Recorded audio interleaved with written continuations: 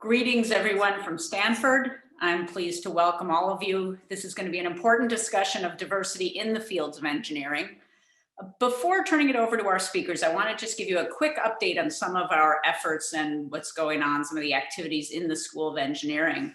And I want to start by saying that increasing diversity across all of our student and faculty populations has been one of the school's highest priorities for the past several years, and we've been making good strides.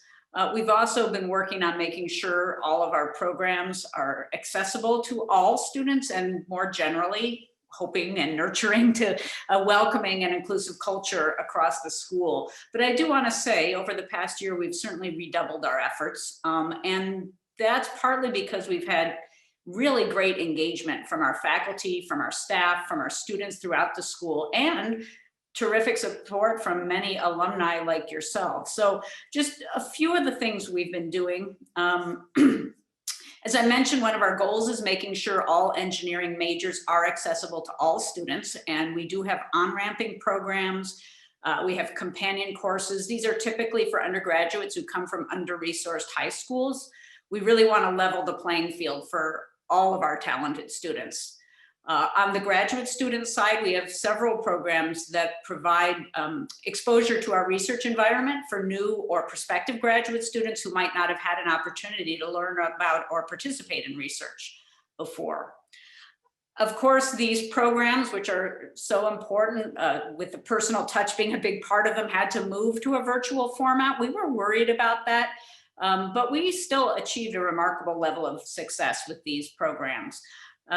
We've also made a new hire in our equity and inclusion office. This person will specifically work with engineering diversity clubs and organizations and manage some of our existing programs so we have the bandwidth to develop new ones. And as I mentioned, there's just been energy everywhere. At the department level, every one of our 9 departments have launched DEI-specific committees. They're doing lots of different things. All of them are brainstorming ideas for increasing diversity, equity, and inclusion in the context of their departments. And they're also developing methods to hold themselves accountable, which I think is new and really important. They've been expanding the number and variety of the anti-bias and other trainings, and developing strategies for reaching a greater diversity of prospective graduate students. You probably know this, but at Stanford, undergraduates are admitted and recruited centrally, but graduate students are admitted by department. So it's really important that we look at those processes.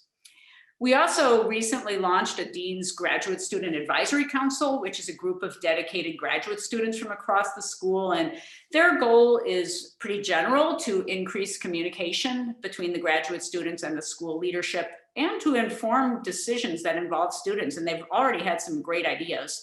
We allocated funds to the council specifically for activities, events, and programs around anti-racism to benefit graduate students. Now, obviously, the School of Engineering isn't alone in its efforts. All 7 schools at Stanford are working very hard on DEI issues, and there's a number of cross-university initiatives as well. The program today is co-sponsored by the Graduate School of Education, and just a few things going on in GSE. They have a doctoral research program in race, inequality, and language. They have a new inclusion council that brings students, faculty, staff, and alumni together to improve DEI efforts for the entire community. And they have some interesting faculty research that's really around promoting access, equity, and racial justice. And just a couple of examples. Professor Joe Bowler's research is on improving access to STEM fields for female students. Professor Brian Brown works on science lessons that are culturally relevant. Just a couple of examples, but I've taken up enough of your time.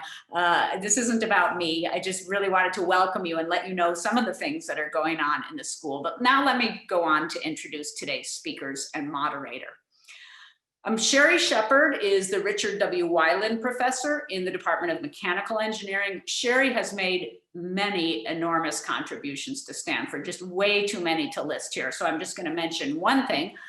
Some of you might know her as the faculty founder of and the longtime advisor to the Mechanical Engineering Women's Group. This might sound like a narrow group, but it's actually a very vibrant graduate student group that addresses topics relevant to women across all fields of engineering. I've been to some of their events. They're very high energy, very welcoming events that I think the students appreciate greatly. And so thanks to Sheri for that. But again, just one of the many things that she's done. From the Graduate School of Education, we are welcoming one of our own engineering alumni, Anthony Antonio. Anthony earned his master's in mechanical engineering in 1993. He is now an associate professor in the Graduate School of Education and an associate director of the Stanford Institute of Higher Education Research. And his research focuses on equity issues in American higher education. And finally, guiding the discussion is Anthony Kinslow II. He is another School of Engineering alumni, now a lecturer in civil and environmental engineering with a particular expertise in the area of energy and racial equity. So I'm sure the discussion is going to be very interesting. Thank you all again for coming. Of course, we look forward to the day when we can host you for events and visits in person on campus. But meanwhile, this is second best. So thanks again for coming and welcome everyone. Thank you, Dean Whittam, for that exciting updates.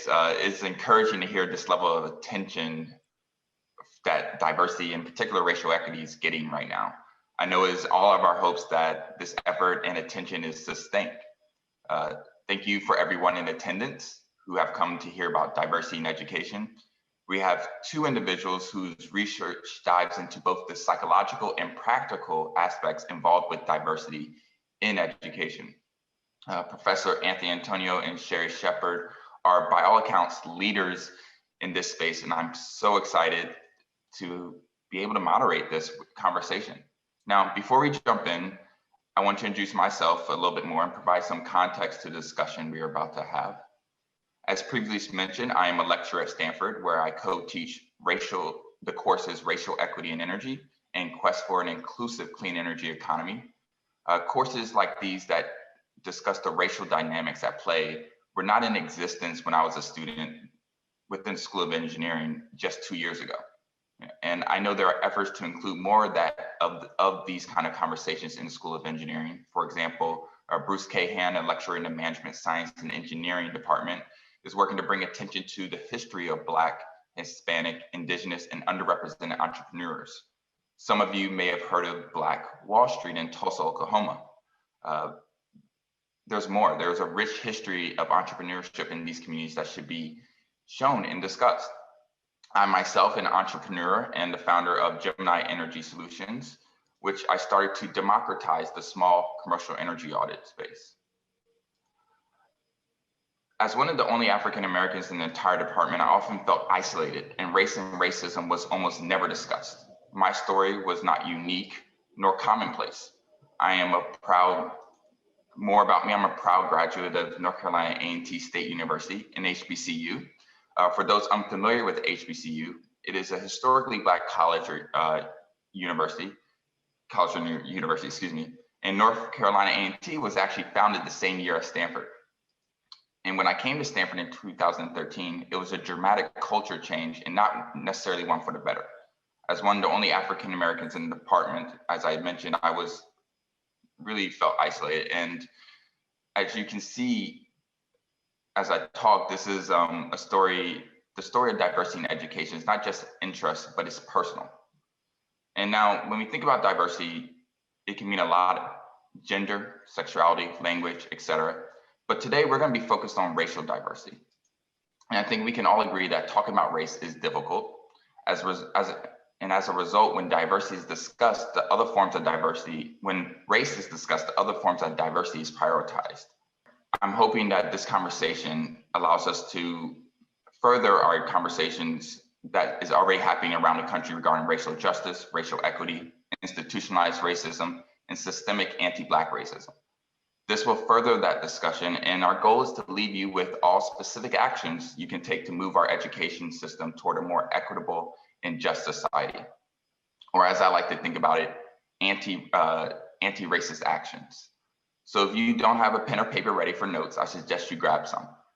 The rundown for today is that both Sheri and Anthony will give opening remarks around the work that they do, and then I will follow up with some questions about the work. And what you will notice that we will move from high school all the way through college and beyond. So with that, I'll let Sheri start us off. Thank you for the introduction, and thank you, Jennifer, and the organizers of this event.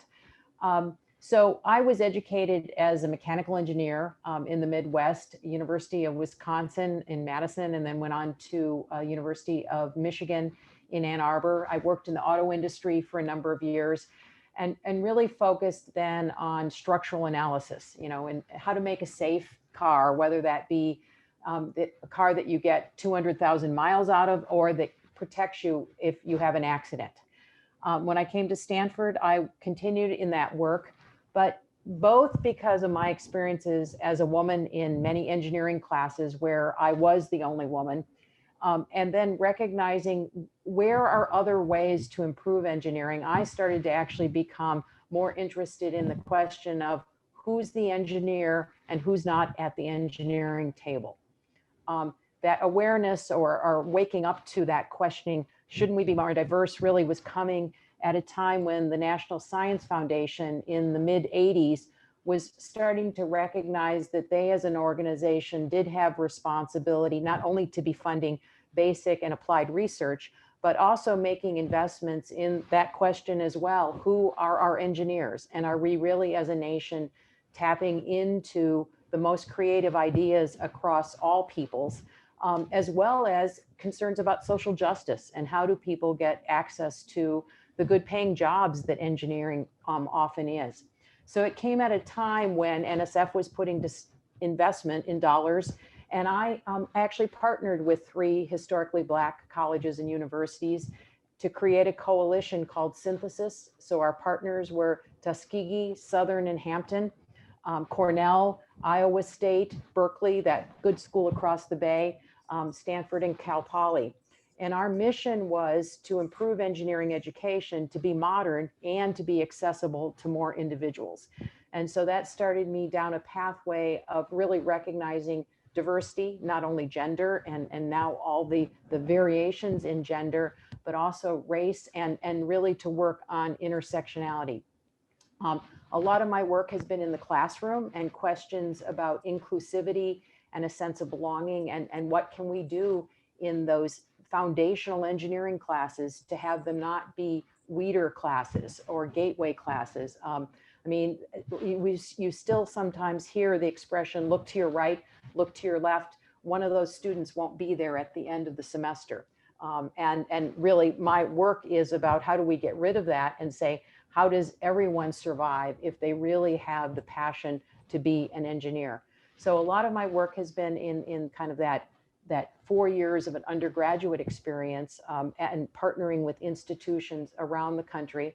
Some of my work has been looking at how does an engineering education actually translate into a career, and how do students imagine what careers are, and how do we feed back what it is to be an engineer in this day and age into our curriculum so that we make sure that we're teaching things that are relevant and to today's practice of engineering. Less of my work, but some of my work has been with high school teachers and the question of how do they get the stories and experience about being an engineer that they can take back into their high school classrooms to influence and affect high school kids about the imagination of being an engineer. And what I love being an engineer and being a researcher is we instrument all this, so all of it is based on theories that we draw from the Graduate School of Education, for instance, to say, what do we think is happening in terms of the learning? And then how do we figure out if it's working? And that's kind of probably the engineer in me that says, okay, if it's not working, what do we do next? So it's been a great career and a great institution to be working on these questions. And Anthony and I have actually co-authored papers together. I have a common PhD student with Brian Brown, who was mentioned earlier, an amazing young woman named Grace Perez, who is an engineer and getting her PhD in education. And it looks like she may be going out there to be an engineering education researcher at a major East Coast school. So, so that's a little bit of background on some of the things that I've been up to. Awesome, thank you. And before I pass it over to Anthony, I want to just make a point that there's a book titled All the Women Are White, All the Blacks Are Men, but Some of Us Are Brave. And it's a book that was co-edited by some African-American feminist writers and educators.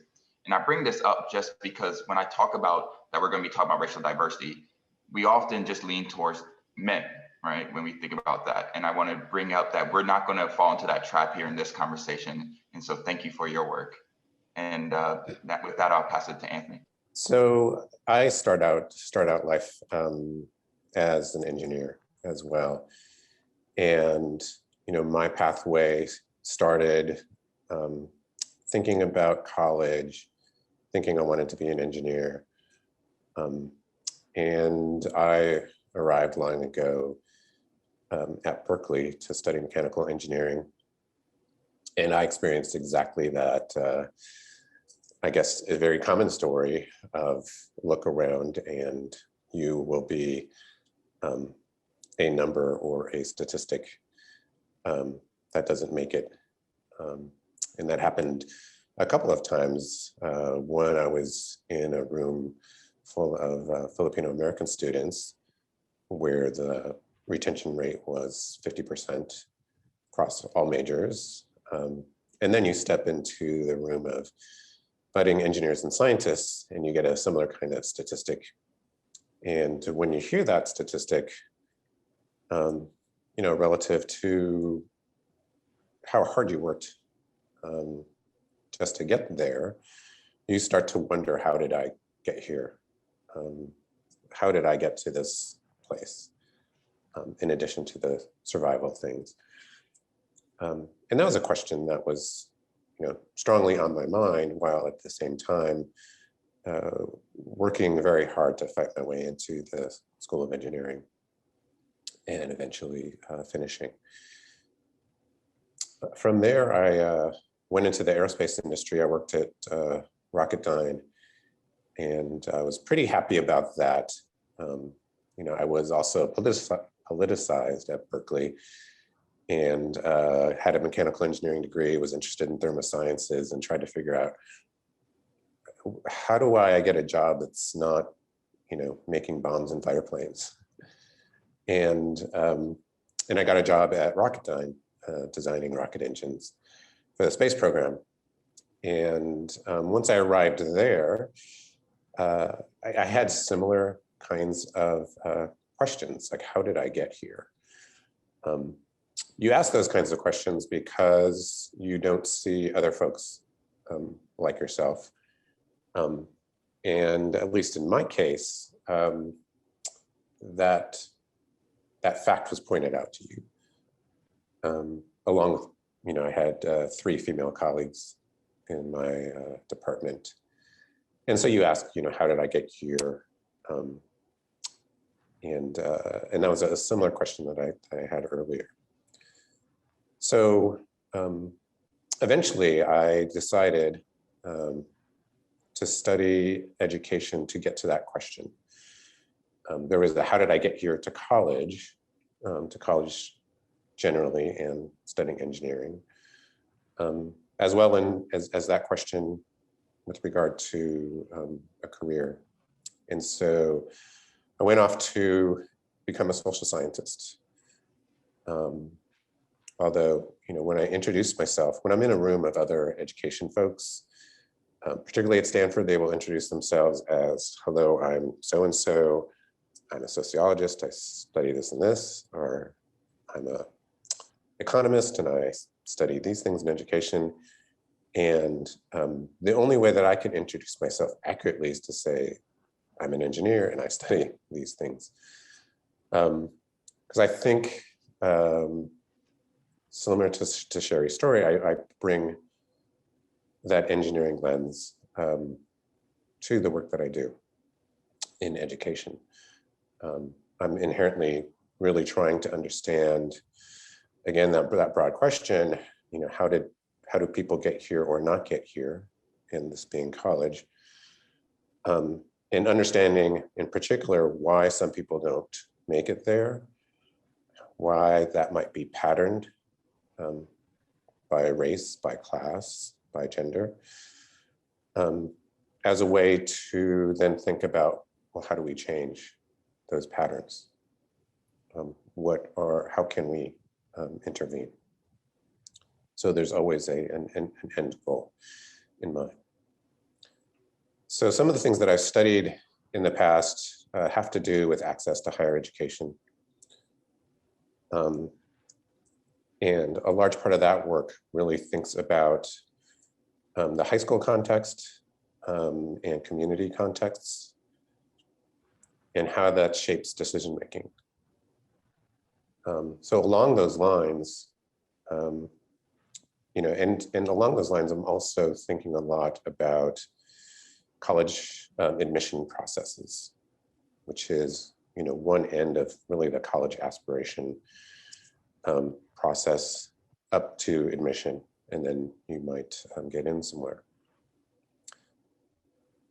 And often, outside looking in, we think of the college admission process as, the student accumulating a resume and, describing that resume on an application. So I say accumulating because it's accumulating grades, it's accumulating honors, it's accumulating particular kinds of experiences and test scores that might be going away, let's see, and narrating that on an application. But up to that point, there are many, many things that strongly influence how and whether students can accumulate that resume. And that's what I study, that's what I look into. For example, where you go to high school, obviously it matters quite a bit, but how does that matter? And one of the things that I look into is the college-going culture of high schools, where you can have, the same student in two different high schools that might even have similar kinds of resources, but the prevailing norms, the way those norms translate into the manner and access that students have to information and help may differ quite a bit because the college-going culture is very different. One might have a college-going culture that is very much fragmented and accessible only to those B+ and A students, accessible only to students when they're in their senior year, accessible only to those students who are in the AP courses.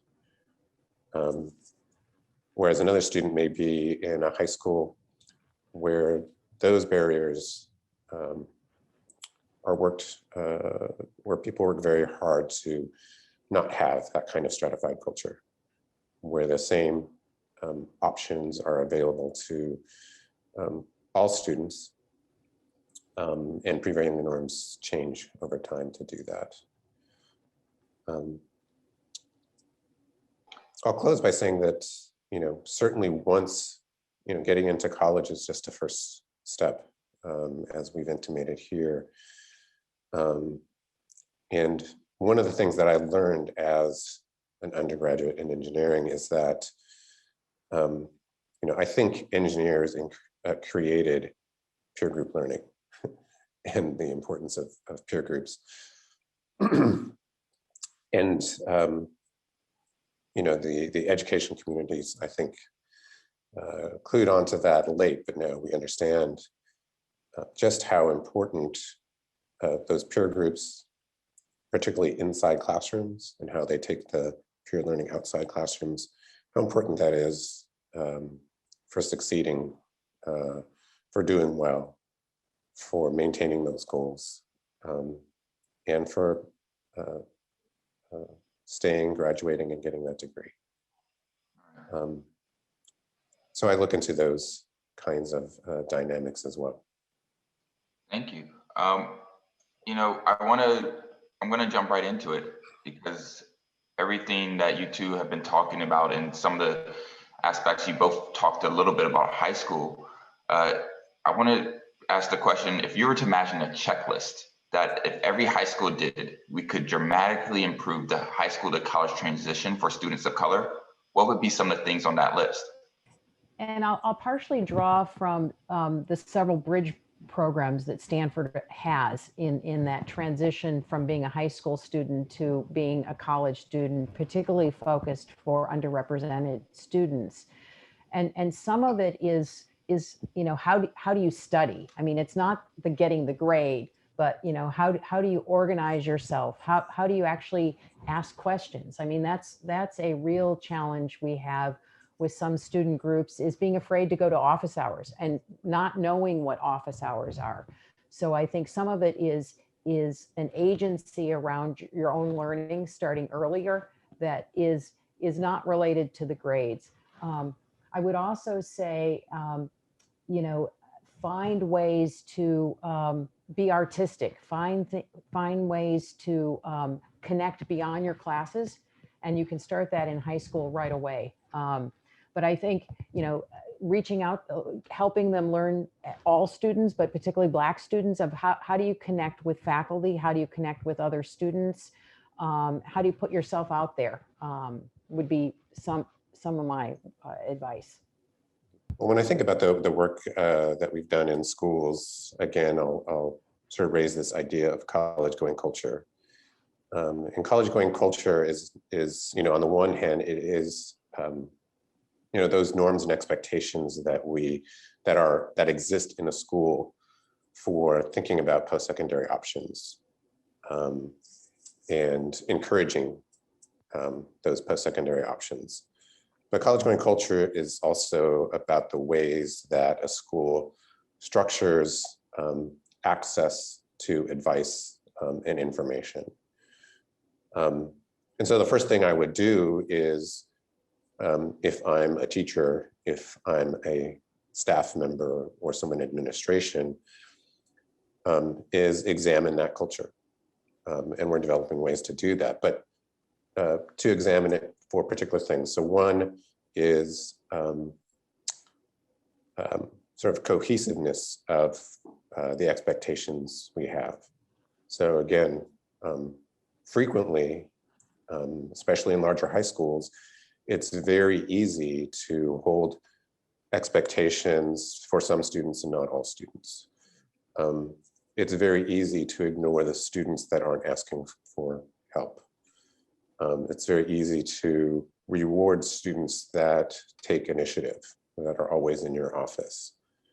And it's very easy to let those kinds of patterns become culture, right? And so you have to examine those very closely and create structures and eventually norms that counter those kinds of things. So whether you're in, a fairly racially and perhaps socioeconomically diverse high school, or one that's fairly homogeneous, those things still happen. And you really have to work hard against, what might be a natural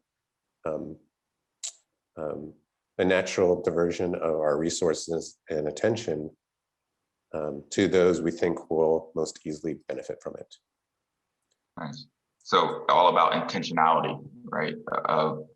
That I'm hearing in what we're doing and how we're doing it to maintain an equity or equality amongst the students, despite the fact that some students may not be as vocal, right? And we see that students of color and within gender differences as well, in terms of being able to speak out and kind of making sure to us actively reach out to that. Yes. Thank you. I wanted to jump to college because we got 10 minutes left before we're supposed to jump to Q&A. So, we talk a lot about what students of color and their parents can do differently. Typically, that's what the conversations are around. But there's also impactful things white students and their parents can do differently, right? And so, Anthony, to you quickly, could you speak to how the lack of interracial inter-ethnic interactions affect development of leadership skills for white students in college? Well, I think it pertains to all students, you know, and I mean, let me just preface it with, you know, schools like Stanford have the luxury to create fairly diverse student bodies. And with that luxury, places like Stanford have to, you know, should take seriously, you know, how do we take advantage of that diverse student body on campus, and take advantage from an educational point of view. And there's large bodies of research, not just my own, that illustrate many different kinds of sort of very positive outcomes to not just interracial interactions, which, you know, might be working together on a project or sharing a meal, but also deeper relationships as well. A lot of this is pulled together and documented in a very nice book by Scott Page called The Diversity Bonus, right? And it points to studies in psychology, social psychology, particularly, but also in sociology, how interaction across cultural difference jars the mind. So we come with lots of assumptions about who we interact with. It's part of our psychology. We have schemas. You know, at worst, these schemas are sort of racial biases. But at minimum, there are ways that we sort of teach ourselves to successfully interact with people, right?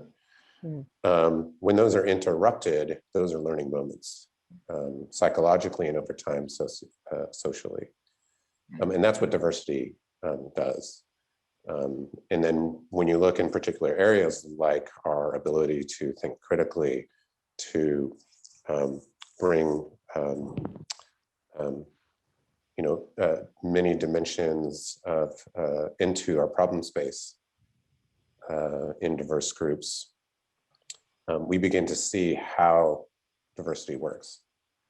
And so again, back to sort of the word that you use, intentionality in doing that inside the classroom and outside the classroom, you know, really has to be taken seriously. I want to take what you just said and pass over to Sheri about should a 21st century engineer, what does a 21st century engineer look like? What should they be thinking about? Well, I think that one of the things, you know, we can't throw the science out. I think that we are responsible for often creating physical systems that need to be safe, and you know, so that still needs to be there. But I think we also need to be much more aware of who we're designing for, and who's left out of our choices in how we design. And so I think thinking about engineers taking some sociology classes, taking some psychology classes, taking some classes in race and ethnicity to understand what those things are in terms of defining communities, and how things will operate. And so it's actually broadening an engineer's education to not just take those classes, but also be challenged to take those ideas and put them into play along with the physics. So I think we need to expect more of engineers in terms of the peopleness of how they tackle problems. You know, and I would say that there's strong evidence that, in fact, when you have the diverse design teams, so different life experiences, and you in fact get more reflective design, because there's not assuming, okay, this is another white woman and she's going to understand my perspective. There's more explaining, okay, where did this idea come from and what's the background? And so I think that's really important. And I think as a university, we have an interesting challenge because there are a number of identity groups and support groups for students, which in some ways are, well, they're wonderful, but then to what extent do they isolate the student experience from being more diverse and as you go through your 4 years? And this is where, in fact, I think some of the committees that Jennifer mentioned are powerful in multiple ways, because, you know, for instance, in mechanical engineering, our committee is made up of students and faculty, which is actually a very healthy community to have to work together and figure out where are we aiming. The students are very diverse, the faculty are very diverse, and we're really having to get raw sometimes in terms of beliefs and working through it. So I think it's a really nice example of coming around a set of problems to figure out what are they about and how do we as a diverse team actually figure out how to move our department forward. Thank you. Nice. I know earlier in your career, you were teaching a class, mechanical dissection. Yeah. Is that right? About this idea of how other people solve a problem. And I just really love that. And it goes right in line with what you were just talking about. You know, we got 3 minutes left, so there's so many more questions I want to ask you too, but I'll throw this out. Do you feel that to your knowledge and your experience right now, the curriculum in the School of Engineering is conducive to producing anti-racist adults? I don't think we're all the way there. You know, I think there's, you know, and it's really that battle. Do we expand the curriculum, or do we let some things go, or do we really try to integrate these ideas in current classes? And you know, I think that some solution will have a major piece of that latter of how do we integrate that into existing classes as another set of challenges as you define a design problem, for instance, or evaluate you know, an area of science. And in some ways, I think as engineering faculty, we haven't been trained to think like that. So I think there's really an opportunity across schools, and that's, you know, another reason Stanford is amazing, because we do have 7 strong schools of partnerships. And so, I mean, I would love to teach a class with Anthony or Brian Brown, and maybe it's an engineering class on design where we're really struggling with our students around how do these issues matter. So I would say we're not there. But we have lots of potential, and I think we're moving towards stronger, word you used before, intentions of saying really this needs to be part of our agenda. And I noticed someone in the chat asked about kind of what is anti-racist. I guess I'll throw that to you, Anthony, since Sheri just answered. In your mind, kind of when I asked that, what were you thinking? You know, we're talking about this right now in the GSC because we don't think we do a particularly good job either.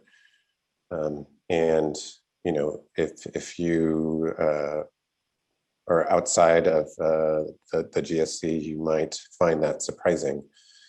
But what that really tells us, right, is that there is just a tremendous amount of,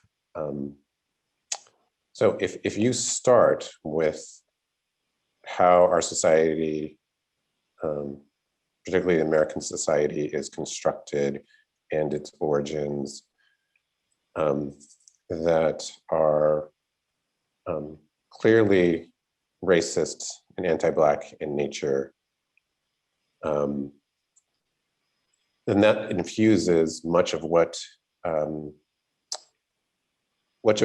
we do in the university and much of what we do in science. You know, that doesn't mean that you know, our curriculum is pernicious and, you know, overtly racist. But when we ask ourselves why, you know, in these 10 weeks we have these 10 topics, right? And we don't I'll just say, like, I have a college access class. Why in those 10 weeks we have these 10 topics, but we don't have topics on, you know, racial disparities in the financial aid process or something like that. How did that, not get on the syllabus? If we look at the writers, the thinkers, the scholars that we put on our syllabus, and ask who's there and who's missing, but then go further and ask, well, why are there very few African-American scholars, Latinx scholars, et cetera? Then we begin to see how things can be very hardwired, right? Because then we ask, well, what does that mean for the education that our students are receiving, right? And in the Graduate School of Education, where we think about these things, right, and we think carefully about these things, we're, educated in the American education system, and it's going to come out, right, with a particular perspective and bias from the epistemological views that we have to the way that we do our research. And so it's very, very hard, right, to, reflect upon, well, how is it that what we do reflect, many racist structures? How does that get into our curriculum? Go ahead, sure. Deuce, I was also saying, looking at the chat, Melissa Coe had a nice definition in there of anti-racist. And the one thing I would add, of going into organizations and dismantling racist policies, I would say another thing is identifying racist policies. Right. And really having eyes on where they are, and not just accepted ways of doing things. No, that's a great point. Thanks for adding that in there. Is one of the things I tell people is when you walk into a room, do you actually notice the demographics in that room or not, right? And if you're not noticing them, you should, because that's the first step to being able to identify issues, is to actually see color. Being colorblind is not a good thing. I want to get to some of these Q&As. People have been asking some great questions. We obviously won't be able to get to all of them, but I'm going to try and get to some of these. One person talked about the hiring bar. And since we haven't talked a lot about the transition from college to workforce, I thought this would be a good question to ask. There's always a lot of talk about the hiring bar, which often winds up creating diversity problems. I imagine a similar conundrum is faced in college admissions. It leads to toxic statements around lowering standards to be inclusive to BIPOC. How do we refrain from that? And I'll just add this how do we deal with this concept of, as soon as you bring in diversity, we have to also say excellence, or we have to add a qualifier there to make it as if bringing in people of color inherently diminishes the quality. One of the first responses I always have to that is a question, which is, why do we define excellence or smartness or merit as a scarce good?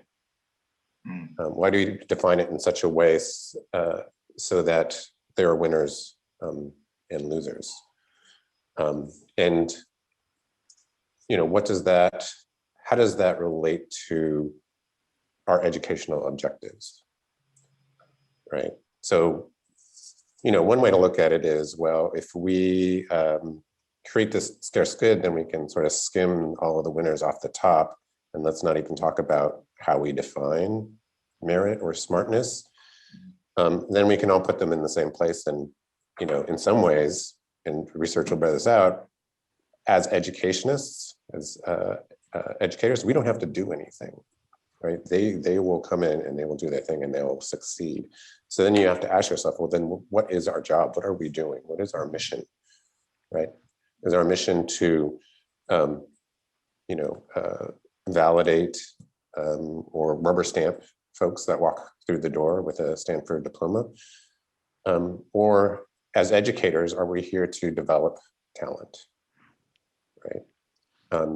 If we're here to develop talent, then how do we then rethink about merit and desert to come to Stanford or to come to any college, to develop in some sort of educational community that talent. Okay. Where we are now, or where we've, one of the nice outcomes with sort of the attacks on affirmative action is this concept of diversity, and then all the research that illustrates, connections between racial diversity and all kinds of student outcomes through interaction, et cetera. And that's been a great outcome, because now we understand ways that we as educators can, new ways to develop people in very holistic kinds of ways, right? So that makes us think about merit in a different kind of way, right? It's not just a few marks, on a report card and a test score, but there's other kinds of qualities that students have that when you bring them into a university together, you can develop all kinds of capacities and qualities and talents that you wouldn't otherwise with a narrow review of merit and deserve. Yeah. Nice. Sheri, you wanted to touch on that? Yeah, a couple of things. People may be knowing that Stanford's been thinking about the SAT and its role in applying to Stanford. That same debate and discussion is happening in getting into graduate programs. And so my department and a number of departments across the country got rid of the graduate records exam for this admission cycle. It's now being hotly debated of how long that will hold. And there are really discussions around what does it tell us about somebody's ability, and who does it actually not have apply because of the expense, because of the tutoring program, and does it really say anything about success in graduate school? So I think there is an area that's really being discussed and debated. Two other things I would add is I have always or long been inspired by Londa Schuvinger's work. Londa is a history professor at Stanford, and Londa really says how are we excluding the science, or where it might go by excluding who's at the table doing it. And she has two very powerful examples to me. It's when women became active in historical inquiry in the academy. Our understanding of our past expanded to be beyond wars, to be about families and about the other parts of life. And another one is a primate scientist of when women joined that field. We started to understand beyond the dominant primary ape to the larger community that was around. And then finally, the work of Juan Lucina at Colorado School of Mines has been very powerful for me, because he really looks at helping students see the assets they have. And they may be first generation kids who have had to repair things at home because there was not a mindset of, okay, we'll throw it away and buy a new one. It may be that they have broad respect of the hourly worker and the CEO. And that's a set of assets they actually bring to getting work done in different ways. No, I love that. I love that. I want to we're jumping all around now, but to a conversation about what role community colleges can play in diversifying engineering. I'll go to you, Sheri, first. Yeah, I would say they are key partners for us. At Stanford, we don't accept a lot of community college transfers, but if you look at a school like San Jose State, half of their engineering students come from the community college pathway. And I think it's 1 in 5 Black students has started their education at a community college. So I think we need to actually be working in making those articulation agreements even more seamless in terms of as a starter point for advancing into a 4-year program. So key partners. Community colleges are about a third of our higher ed system. And, as folks know, is a key entry point for many, many students. And for Latinx students, it's the dominant pathway into higher education. Something like 70% of all Latinx students start in a community college. That's a number. Yes, and certainly, you know, those in lower incomes start in community colleges, right? But we don't have great structures in place that help that transfer process. You know, even in California, where we have this 3-tiered system, transfers can still be somewhat cumbersome, and it doesn't have to be, and it shouldn't be. You know, community colleges represent, you know, some of our best ideas for access to higher education, but it's you know, it's only a half completed idea at this point. So there's so much potential there. And, you know, as Sheri was noting, not just for public universities, but for private universities to really develop relationships and articulations to increase that pipeline. Right. How do you suggest widening opportunities for students from low socioeconomic status or ethnically diverse, taking into account that K through, as you mentioned, as both of you mentioned earlier, the competitiveness of the current K through 12 system?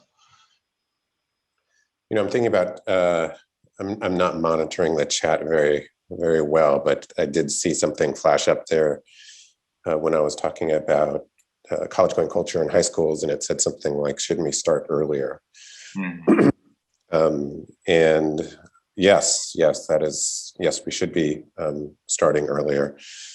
You know, when we talk about K-12 and those opportunities, what's always clearly striking are the resource disparities. And, you know, I don't want to say that resources solve all the stratification problems that we have, but they certainly are a huge barrier. You know, for under-resourced schools, which are often very segregated schools,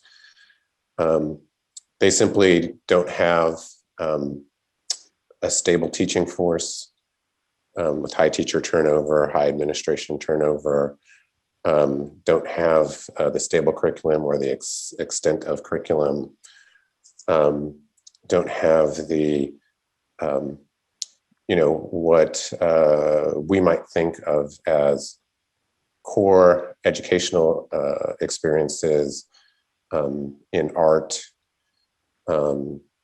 in having reading specialists and math specialists and those kinds of things, because they just don't have the resources to do that. And other communities can ask for donations and provide those extra kinds of resources.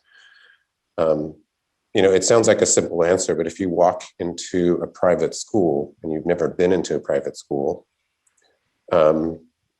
you see in a very stark way what a different educational experience that is, you know, pre-K on up, right? In the kind of resources, attention, climate for learning, expectations, all of that is.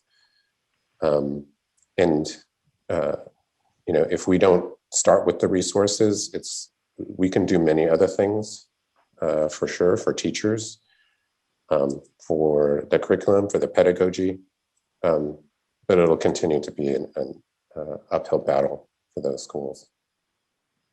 Awesome, thank you. Yeah, we brought students down from the Bay, African-American students down to Stanford, and just to see their eyes, how big it got. Right? These are high school students who've never been to Stanford in their life. And just to see this clear distinction in terms of what they never had in their life that they could never even imagine. So resources is a big aspect. And you're hearing these things, and we're not being completely explicit about do this, do that, but there's definitely aspects that I'm hoping you're teasing out of this discussion that you can actually do, or in the conversations you can have with others and what they can do in their day-to-day lives with If they live near a school district that doesn't have those type of resources, can you or others help volunteer time or other things to supplement that, right? So I just want to throw that out there. And Sheri, I have a question for you regarding how do we make engineering more attractive for women of color? Part of it is partnering to find out what our key interests, and I think a key element of education all across the board is motivation and people seeing a role they can play and it touching key problems in their community and their life. And, to a certain extent, that is apparent in different fields of engineering, having more representation of women and particularly white women. But, I think around seeing that your actions as an engineer impact community or impact people, as opposed to first seeing the cool technology and, oh, it may have some applications. So I think connecting to those key elements. I think also community, and there have been a number of Black women in engineering at Stanford who've actually started a support group or a community there to see other women of color and what are their career paths. So I think another thing is role models. And I think somebody in the chat said, well, shouldn't we not look at color? And I think somebody else answered in the chat saying that may be where we want to go and where we want to get. But until we actually look at the impact of color on people's choices and resources, we're never going to have an equitable society.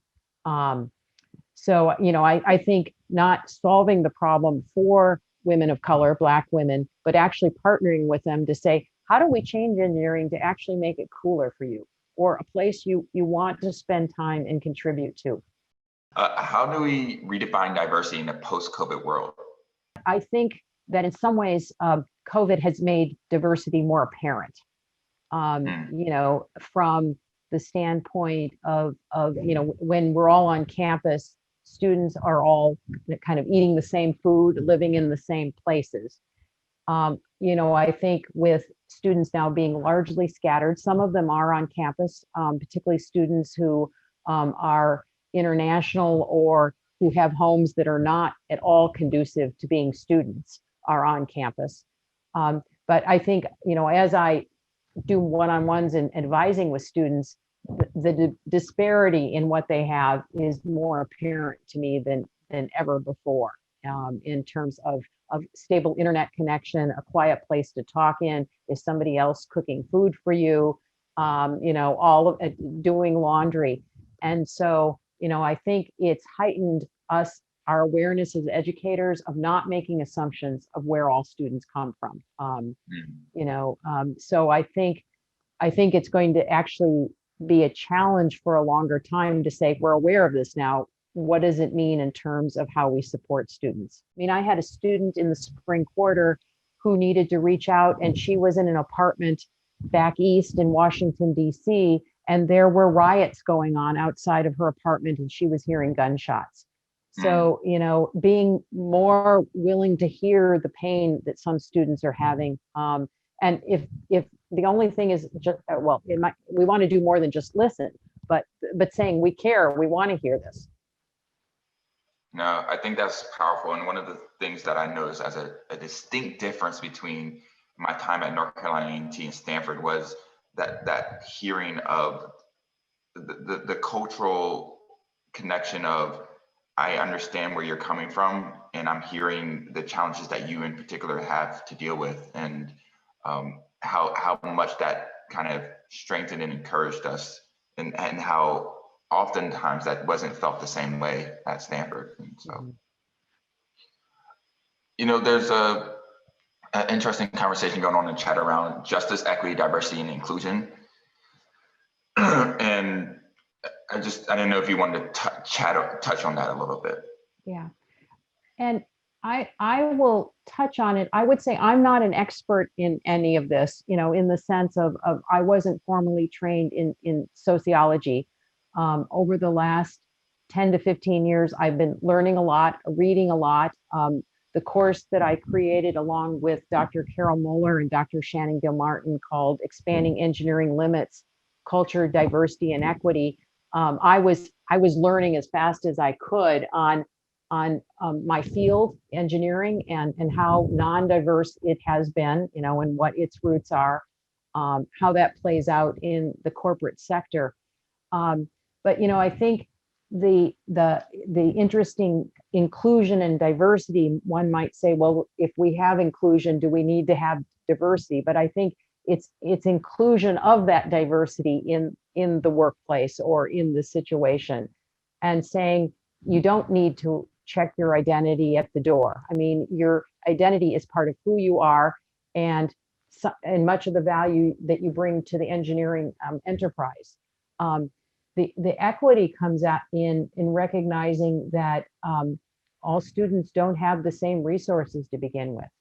That it starts. I don't say starts with, but one element is how many AP units does a student bring to Stanford, and have they AP'd out of all the physics and mathematics, or are they really needing to start almost at a pre-calculus stage? And do we as an institution say, well, nope, you're not going to be an engineer because you haven't started high enough based on, what your high school had available. So equity, in my mind, means that we really think about what are the tools and resources that student needs in order to actually not check out of engineering, to really see it as something that they uniquely can contribute to. Can I say one more thing? So I'm assuming a lot of us on this phone are engineers. And I have to say, we're really special people. If you look at the number of engineers in this country, whether practicing or educated and saying they're not engineers, we're like less than 1% of the adult population in the US. And so there are many communities where a student would never meet an engineer, either because just it's not an engineering focused area of the country, or there's not that many college educated people. So to the extent that you can be advocates and reach out to students in high school or middle school to talk about what is it to be an engineer, what are they interested in, and help those individuals see that it's not just this math and science thing. It's this incredible creativity of seeing problems in the world and really having a confidence that you can help fix them. And so if you can be advocates for engineering and expanding that you don't have to give up being an artist or a musician or any of those things to be an engineer. The other thing I would say is in many ways, the FIRST Robotics movement in high schools has been terrific in giving high school students an opportunity to actually build fairly serious robots and compete and really look at integrating systems. It's also been a disparity because the FIRST Robotics is a pretty expensive investment in communities, both from a material standpoint and from parents that actually have time and energy and expertise to contribute to the students' activities.